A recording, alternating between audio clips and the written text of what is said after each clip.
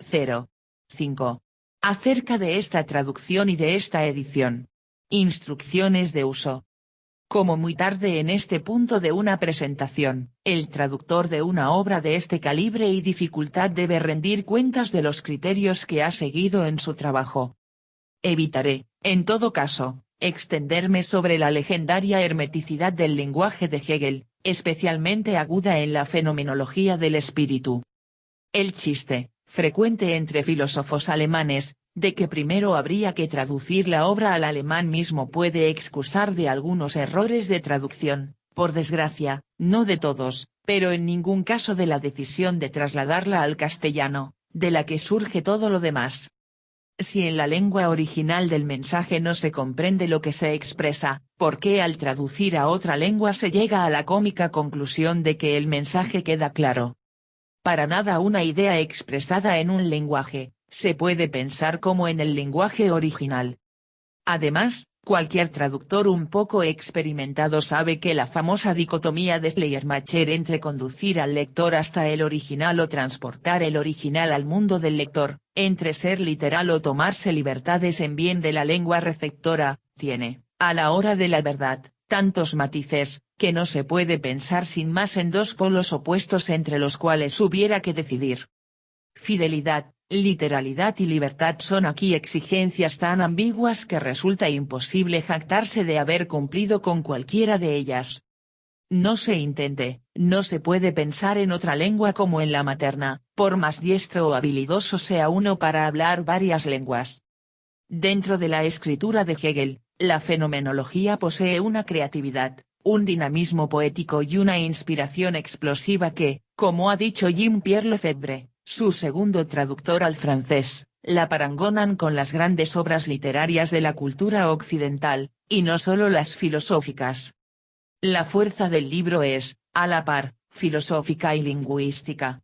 Si Hegel encuentra su voz en la fenomenología, si con esta obra se hace por fin un nombre propio como pensador, es porque en ella, a la vez, está encontrando, o creando, un lenguaje suyo que debía ser, también, el lenguaje de la filosofía.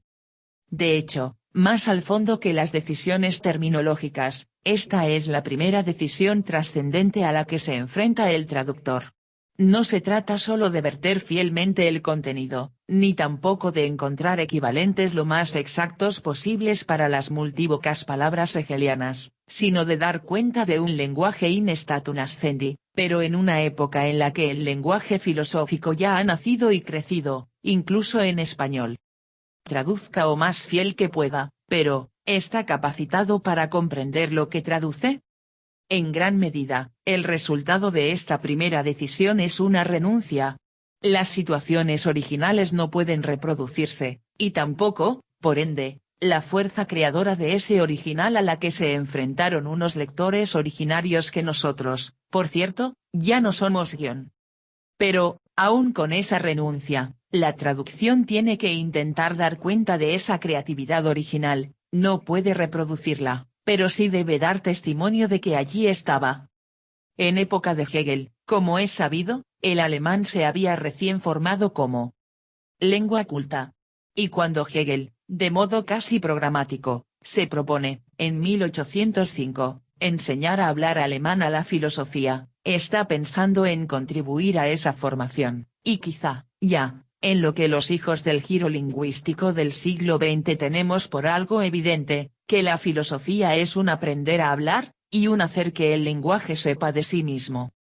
Por eso, no basta, aunque es imprescindible, con replicar que también el español tiene una tarea pendiente como lengua filosófica, como la tenía el alemán hace 200 años, y que eso autoriza a forzar el léxico para verter las palabras hegelianas, hasta acostumbrarnos, por ejemplo, a decir determinidad para Bestimmtheit. Así se ha hecho en los últimos decenios, y nos hemos acostumbrado, pero el problema de la traducción de Hegel va más allá.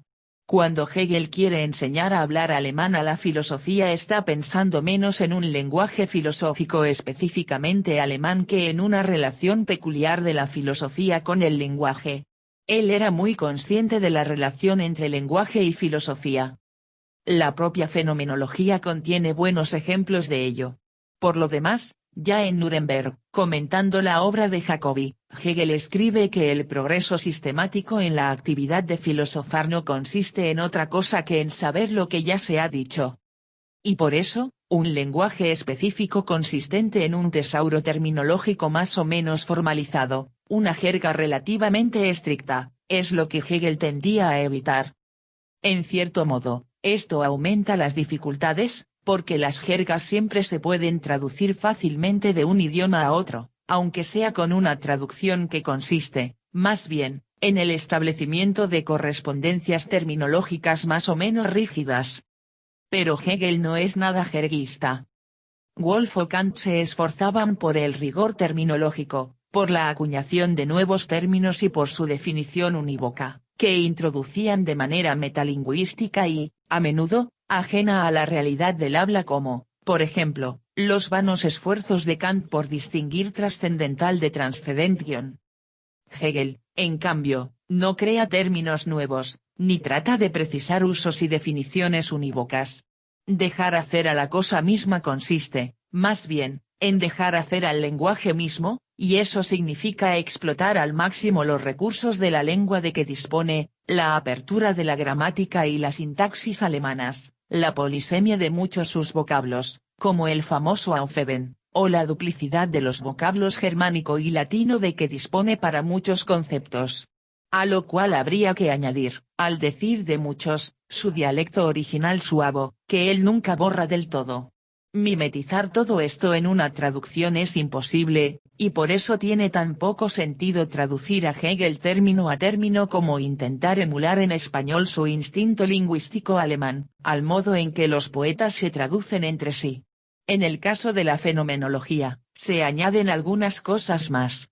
Se trata de un libro casi oral, que Hegel escribe muy deprisa. Escribe según piensa, y piensa según debía de hablar, frases muy extensas, con largos rodeos encajonados en ellas, yuxtapuestas por medio de comas o puntos y comas, énfasis frecuentes que la escritura solo puede reproducir resaltando palabras en cursiva, un recurso que Hegel utiliza aquí muy a menudo. La puntuación misma la practica Hegel de una manera extremadamente libre. Para el traductor puede ser una tentación corregirle aquí, poner un punto donde había una coma que daba lugar a una ambigüedad, o trocear una larga frase repleta de oraciones subordinadas, por amor de la claridad. Así lo hacen, por ejemplo, las traducciones al inglés. Ponen artificios del lenguaje escrito donde no los hay. Creo, sin embargo, que respetar estrictamente la puntuación original, por poco elegante que parezca, es una de las pocas vías que tiene el traductor para dar cuenta de la espontaneidad de la fenomenología, de la frescura y el ímpetu con que Hegel iba escribiendo. En realidad, más que por los signos de puntuación, la estructura del discurso hegeliano se sostiene por ciertas marcas y partículas muy orales que van señalando los pasos de su pensamiento. Sobre todo, in demo insofern, es importante que el traductor las mantenga siempre, y mantenga una cierta coherencia al verterlas, de modo que sean reconocibles. La otra dificultad de la fenomenología para el traductor surge de que Hegel, que está haciéndose con un lenguaje, no es del todo consciente de este, y va muchas veces por detrás de su intuición. Así, aunque ya en el capítulo de la percepción hace ya notar que Aufheben tiene el doble significado de negar y de conservar, no creo que en el momento de redactar la fenomenología pudiera dar una explicación tal elaborada del valor de Aufheben como la que daría unos años después en una nota de la lógica, donde ya es perfectamente consciente del juego que ofrece la palabra y del valor de ese fenómeno para la especulación filosófica. Asimismo, es posible que la distinción entre Wirklichkeit y Realität, tan importante para la comprensión hegeliana, no se le revelase a Hegel hasta bien avanzada la redacción del libro. En cierto modo, el traductor a veces sabe más cosas que el autor, y eso le plantea el problema de hasta qué punto debe dejar traslucirlo. Al escribir la introducción, Hegel no conocía todavía el prólogo, el traductor no solo lo ha leído, sino que puede que ya lo haya traducido. En un libro cuyo sentido y estructura parecen haberse modificando tan intensamente sobre la marcha, y que iba removiendo y recolocando los significados de las palabras. El desfase entre el saber del traductor y el del autor no es insignificante. No es fácil, entonces, definir a quién se debe dirigir la fidelidad. Los largos periodos del original pueden resultar extraños en castellano, pero ellos dan cuenta de la frescura de la escritura hegeliana, como también de su particular música y, sobre todo, de su tensión. El alemán coloca a menudo la palabra más importante al final de una larga frase compuesta, lo que genera una expectativa y tensión de la lectura que forma parte de la propia especulación hegeliana, y no debería perderse en la traducción. La gramática española, por su parte, tiene la suficiente flexibilidad para prestarse a ello, aunque alguna vez tenga que forzarse. Para los términos que en otros filósofos se llamarían técnicos, Aufheben, Wirklichkeit, Entäußerung, Ansicht, Fu con diéresis Rsicht, etc. La fidelidad es igualmente difícil de definir. Ya supone cierta violencia que aquí he realizado, traducir expresiones que son rígidas en alemán, como Ansicht y Fu con diéresis Rsicht, eligiendo una convención fija, en sí, para sí, que cubre sus insuficiencias por el hecho de que el lector se habitúa y acaba por entenderlas así. Pero, en otros casos, la fidelidad debe dirigirse más a la riqueza de juego del término, a su carácter multívoco, que al término mismo. Cada vez que Hegel lo usa, están sonando en él también una serie de significados armónicos, de manera distinta según el contexto y el momento del libro. Optar por una traducción unívoca equivale a silenciar esos armónicos que, de hecho, constituyen la sustancia del libro. Un término como Entäußerung, por ejemplo, contiene, aparte del significado físico más inmediato de salir al exterior, también todo un sedimento teológico, paulino y luterano, que en Hegel es importantísimo, y a la vez, el sentido jurídico y económico que percibían principalmente Marx y Lukács. El primer sentido obliga a traducirlo como exteriorización, el segundo sugiere algo así como despojamiento, o incluso un desprendimiento, cuando no vaciamiento, el tercero corresponde a alienación. Cada vez juegan los tres, y hay siempre uno dominante. La tarea está en atender a ese juego sin que queden borrados del todo los otros dos, según el contexto lo exige. Por ejemplo, en el saber absoluto, la Entäußerung va pasando de ser solo un despojamiento o vaciamiento, de origen teológico, del espíritu, a entrar en contacto con la Erinnerung, recuerdo e interiorización, de las figuras, lo que hace resaltar su sentido físico de exteriorización. Paulatinamente, el traductor se va viendo obligado a pasar de escribir el despojamiento del espíritu a escribir el despojamiento del espíritu que se exterioriza o una perífrasis semejante. Otro ejemplo, el contexto requiere a veces que en Dasein se haga notar el sentido coloquial, aún no heideggeriano, de estar ahí, de existir ahí sin más, y a veces, acoge sin problemas el vocablo castellano para Dasein, existencia. Mención aparte merece la ironía hegeliana en este libro. Seria y grave como es y parece esta obra, la Fenomenología es también un libro que rebosa ironía y hasta sarcasmo hacia sus contemporáneos, de modo particularmente intenso en algunos capítulos, como el de la frenología, o ciertos pasajes del prólogo o del capítulo de la moralidad. Una ironía desplegada en situaciones cómicas, citas ocultas o juegos de palabras tan hirientes como divertidos, que contrastan con la desesperada, incluso desgarrada, marcha de la conciencia hacia el saber absoluto. La manera en que Hegel se vale de expresiones comunes del alemán para desarmar a aquellos a quienes va criticando, sean Fichte, Kant o los románticos, queda muchas veces más allá de toda posibilidad de traducción. Hegel, de manera magistral, se burlaba de ellos. No parece que estas reflexiones permitan resolver el dilema de Schleiermacher. La literalidad, obligar al lector a ir hacia el texto original, opción que, por cierto, defienden con igual brío Schleiermacher, Ortega y Gasset o Walter Benjamin, podría significar tanto someterse rígidamente a los términos y la sintaxis hegeliana como reproducir la plasticidad, la frescura y el sarcasmo con los que Hegel se lanza a escribir. Por mi parte, no he buscado adaptar el original al lector, en el sentido de que el texto suene lo más natural posible, como si hubiera sido escrito en español, y como a veces se pide de las traducciones, citando a Fray Luis. Creo que todo autor extranjero, y desde luego Hegel, tiene derecho a conservar una cierta extranjería en la lengua a la que llega.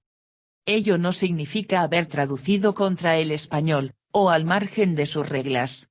Toda lengua en alguna medida, y desde luego el español, en una muy alta, tiene la flexibilidad y cortesía para acoger construcciones y formas extrañas. Las lenguas, decía Roman Jacobson, no se diferencian tanto por lo que pueden decir cuanto por cómo deben decirlo. Lo decisivo es dónde se localiza la extranjería del otro, y cómo se la puede acoger. Definir en qué consiste la otredad del otro es lo más difícil en las relaciones de alteridad. En el caso de Hegel y la fenomenología, he intentado exponerlo en las líneas que preceden. He traducido, pues, muy cerca del original, respetando las largas construcciones hegelianas hasta donde la sintaxis, la legibilidad y una dosis adecuada de elegancia en español lo permitían, y manteniendo, en la medida de lo posible, los signos de puntuación, todos, salvo el guión abierto o Gedankenstrich, que, lamentablemente, no tenemos en castellano. Respecto al vocabulario, he intentado evitar en lo posible la jerga y, por tanto, las traducciones unívocas. En un glosario alemán-español, al final del libro, se detallan todas las opciones tomadas en los casos difíciles, y las razones para ello.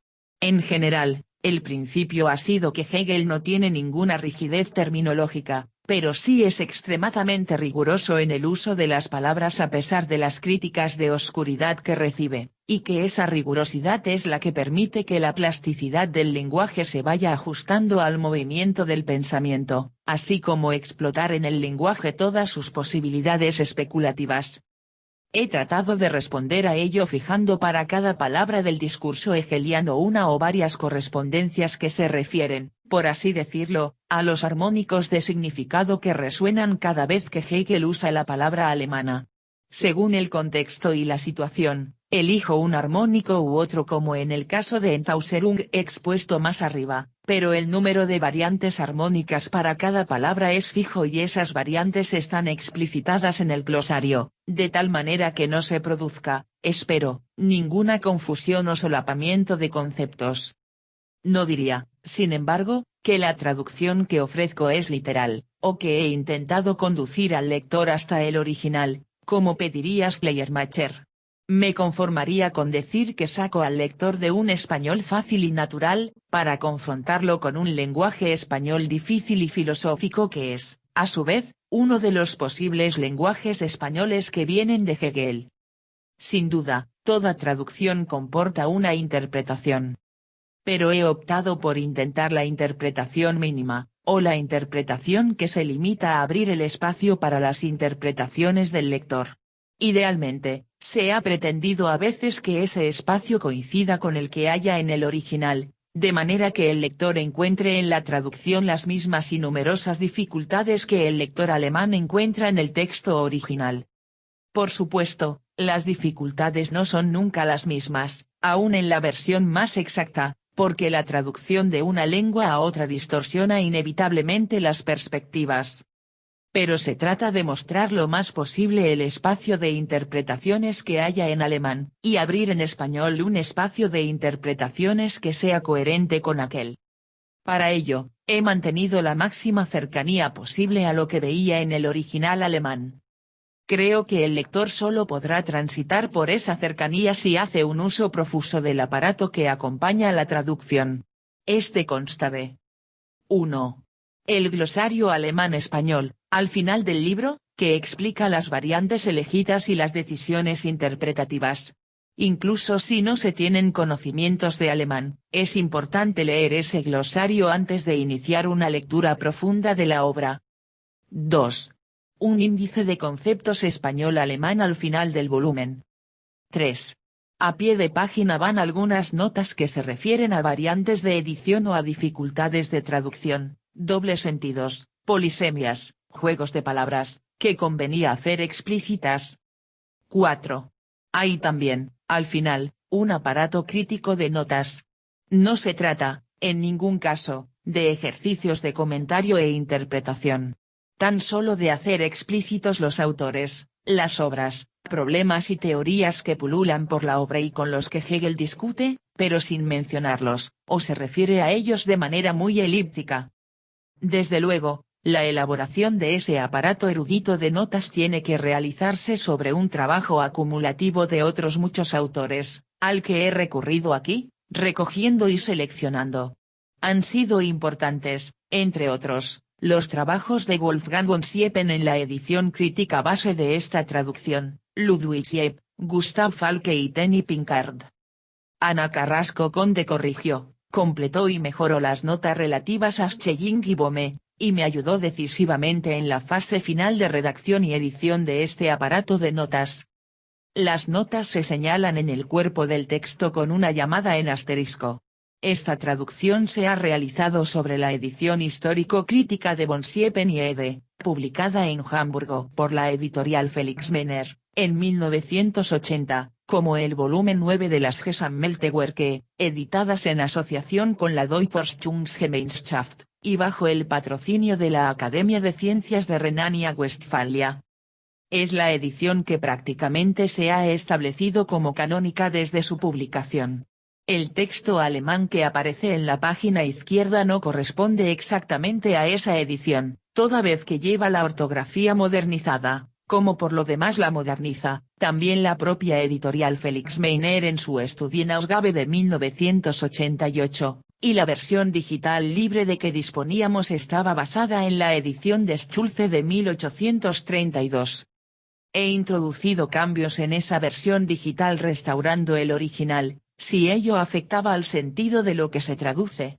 Fiel a esa cercanía al original, he evitado cualquier tipo de subdivisiones y epígrafes en el texto que no fueran los decididos por el propio Hegel. Tales subdivisiones pueden, a veces, ayudar a orientarse en el enrevesado de curso del relato hegeliano, y una de ellas, la de la edición de Lasson, ha sido clásica en todas las ediciones del siglo XX. Pero, aparte de tener cierta arbitrariedad, ocultan el hecho que se trata de un texto continuo, masivo, con una articulación oculta, justamente lo contrario de la articulación en parágrafos, más transparente, que Hegel adoptaría en las obras de madurez. Los números de página en el margen del texto alemán corresponden a los de la primera edición, de 1807. Los números de página en el margen del texto traducido corresponden a los de la edición de von Siepen, base de la traducción. Durante el trabajo, he ido consultado cuántas traducciones de la Phänomenologie des Geistes he tenido al alcance en cuántas lenguas podía leer. La traducción no es un asunto de solo dos lenguas. De unos y otros traductores he aprendido, tomado y modificado cosas, consciente de las enormes diferencias de criterio e interpretación entre ellas. Las traducciones españolas sí que las cotejé solo al final, en la fase última de repaso y revisión, un poco por la misma razón que algunos músicos, cuando estudian una obra, dicen no escuchar las interpretaciones de sus colegas hasta que no han realizado la propia, sin contagios. Con esta, son ya 4 las traducciones existentes al español de la Fenomenología del espíritu de Hegel, aparte de la traducción parcial de Zubiri en los años 30. No quiero dejar de rendir homenaje a la traducción de Wenceslao Rosas, con la que tantos nos hemos introducido en esta obra y que él mismo tenía por mero primer intento.